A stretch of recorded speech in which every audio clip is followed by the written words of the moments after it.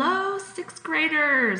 Today we are going to look at dictionary use and more specifically, how can I use a dictionary effectively to help me learn new vocabulary?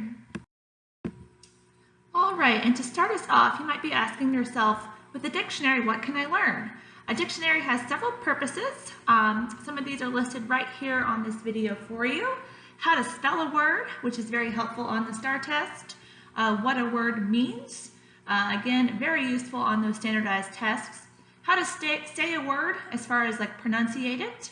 What part of speech a word is. Is it a vowel? Is it a noun? Is it an adverb? How many syllables are in a word? And we're going to look at that here in a minute.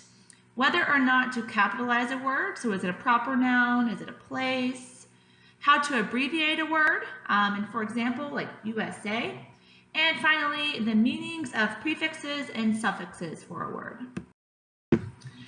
So I'm sure many of you have seen a dictionary before, probably even held one in your hand, and you're like, wow, this book has a lot of pages. And so a lot of times it can be overwhelming. You know, you're looking for a word, and you're like, where do I even begin? Guide words are those words found at the very top of the page, and they tell you exactly the first word on the given page, as well as the last word that is found on the given page. So what now? You've used those guide words, you've found your word. What will that word now tell you? Once you find your given word in the dictionary, it will tell you exactly the meaning of that word. In addition to that, it'll also tell you how to spell the word, how many syllables are in the word, how to pronounce it, part of speech, its source or origin. For example, is it a Latin word? Is it a Greek word?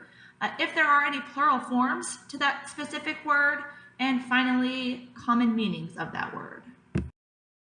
All right, so for our example today, we're going to be looking at the dictionary entry from the word acrobat. And as you can see, I have all the different parts of this dictionary entry labeled for you. And we're going to start with syllables going clockwise. So syllables here, we see that acrobat has 3 different syllables and it's broken down for you with the hyphen in between. From there, we have the pronunciation. This helps you as a reader better understand how to pronounce acrobat if that's kind of a new word for you. Acrobat is a noun, as it tells me in my part of speech.